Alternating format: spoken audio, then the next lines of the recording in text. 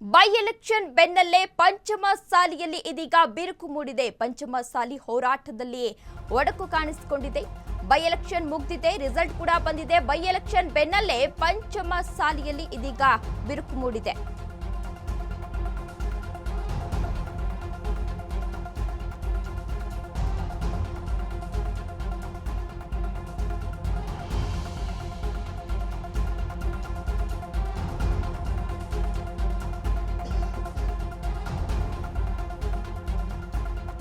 By election ಬೆನ್ನಲ್ಲೇ ಪಂಚಮಸಾಲಿಯಲ್ಲಿ ಇದೀಗ ಬಿರುಕು ಮೂಡಿದೆ. ಪಂಚಮಸಾಲಿ ಹೋರಾಟದಲ್ಲಿ ಒಡಕು ಕಾಣಿಸಿಕೊಂಡಿದೆ.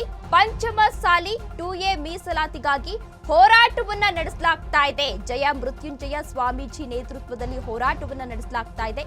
ಡಿಸೆಂಬರ್ 10ಕ್ಕೆ ಸುವರ್ಣಸೌಧಕ್ಕೆ ಮುತ್ತಿಗೆಯನ್ನ ಹಾಕಲು ಪ್ಲಾನ್ ಅನ್ನ ಮಾಡಲಾಗಿದೆ ಎನ್ನುವ ಮಾಹಿತಿ ಸಿಗ್ತಾ ಇದೆ. ಈ ವಿಚಾರದಲ್ಲಿ ಅಭಿಪ್ರಾಯವನ್ನ ಕೇಳಬೇಕಿತ್ತು ಎಂದು ಕಾಶ್ಯಪ್ಪನವರು ಈಗಾಗಲೇ ಪ್ರತಿಕ್ರಿಯೆಯನ್ನ ಕೂಡ ನೀಡಿದ್ದಾರೆ. ಜಯ ಮೃತ್ಯುಂಜಯ ಸ್ವಾಮೀಜಿ ಒಂದು ಪಕ್ಷದ ಪರ ನಿಂತಿದ್ದಾರೆ, ಹೋರಾಟಕ್ಕೆ ನಮ್ಮ ಬೆಂಬಲವಿಲ್ಲ ಎಂದು ಕಾಶ್ಯಪ್ಪನವರು ಈಗಾಗಲೇ ಹೇಳಿಕೆಯನ್ನ ಕೂಡ ನೀಡಿದ್ದಾರೆ. ಬೈ ಎಲೆಕ್ಷನ್ ಬೆನ್ನಲ್ಲೇ ಪಂಚಮಸಾಲಿಯಲ್ಲಿ ಈಗಾಗಲೇ ಬಿರುಕು ಮೂಡಿಸಿಕೊಂಡಿದೆ. ಪಂಚಮಸಾಲಿ ಹೋರಾಟದಲ್ಲಿ ಒಡಕು ಕೂಡ ಮೂಡಿಸಿಕೊಂಡಿರುವಂತದ್ದು. ಪಂಚಮಸಾಲಿ ಸಮುದಾಯದ 2A ಮೀಸಲಾತಿ ಹೋರಾಟ 3.5 ವರ್ಷದಿಂದಲೂ ಕೂಡ ನಡೀತಾ ಇದೆ.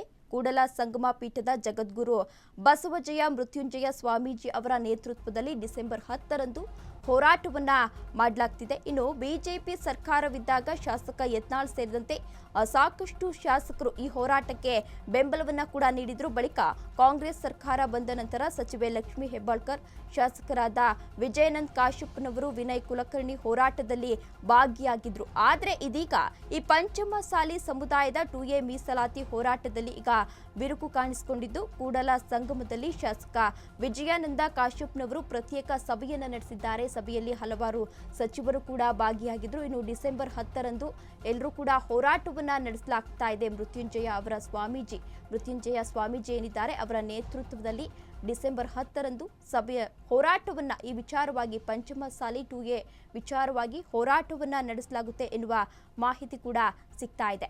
ಜಿಲ್ಲೆಯ ಹುನಗುಂದ ತಾಲೂಕಿನ ಕೂಡಲ ಸಂಗಮದಲ್ಲಿ ಜಯ ಮೃತ್ಯುಂಜಯ ಶ್ರೀಗಳ ಕೂಡಲ ಸಂಗಮ ಪೀಠದಲ್ಲಿ ಪ್ರಮುಖ ಮುಖಂಡರ ನೇತೃತ್ವದಲ್ಲಿ ಅಖಿಲ ಭಾರತ ಲಿಂಗಾಯತ ಪಂಚಮಸಾಲಿ ರಾಜ್ಯ ರಾಜಕಾರಣಿ ಸಭೆಯನ್ನು ಶಾಸಕ ಕಾಶ್ಯಪ್ಪನವರು ಮಾಡಿದ್ದಾರೆ. ಇನ್ನು ಬೆಳಗಾವಿಯಲ್ಲಿ ಚಳಿಗಾಲ ಅಧಿವೇಶನ ವೇಳೆ ಟ್ರ್ಯಾಕ್ಟರ್ ರ್ಯಾಲಿ ಮಾಡಲು ಸ್ವಾಮೀಜಿಯವರು ಮುಂದಾಗಿದ್ದಾರೆ. ಆ ತೀರ್ಮಾನಕ್ಕೆ ಇದೀಗ ಕಾಶ್ಯಪ್ಪರವರು ವಿರೋಧವನ್ನ ಕೂಡ ವ್ಯಕ್ತಪಡಿಸಿದ್ದಾರೆ. ಅವರು ಈ ರೀತಿ ಮೃತ್ಯುಂಜಯ ಸ್ವಾಮೀಜಿಯವರು ಈ ರೀತಿ ಮಾಡಬಾರದು ಎಂದು ಕಾಶ್ಯಪ್ಪನವರು ಇದೀಗ ವಿರೋಧವನ್ನ ವ್ಯಕ್ತಪಡಿಸಿದ್ದಾರೆ.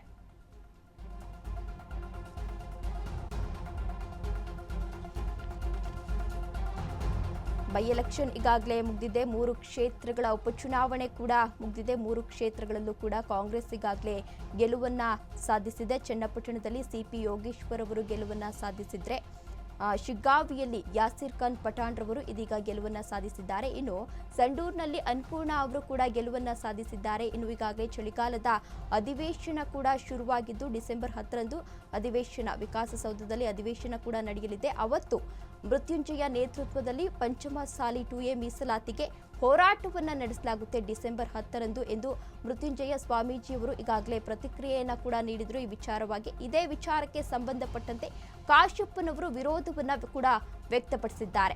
ಯಾವುದೇ ಕಾರಣಕ್ಕೂ ಸ್ವಾಮೀಜಿಯವರು ಈ ರೀತಿ ಮಾಡಬಾರದು, ನಾನು ಯಾವುದೇ ರೀತಿ ಬೆಂಬಲವನ್ನ ಈ ವಿಚಾರಕ್ಕೆ ಸಂಬಂಧಪಟ್ಟಂತೆ ನಾನು ಯಾವುದೇ ರೀತಿ ಬೆಂಬಲವನ್ನ ಕೊಡೋದಿಲ್ಲ, ಅವತ್ತು ಹೋರಾಟವನ್ನ ಮಾಡಿದ್ರೆ ನಾನು ಬೆಂಬಲವನ್ನ ಕೊಡೋದಿಲ್ಲ ಎಂದು ಕಾಶ್ಯಪ್ಪನವರು ವಿರೋಧವನ್ನ ಕೂಡ ವ್ಯಕ್ತಪಡಿಸಿದ್ದಾರೆ.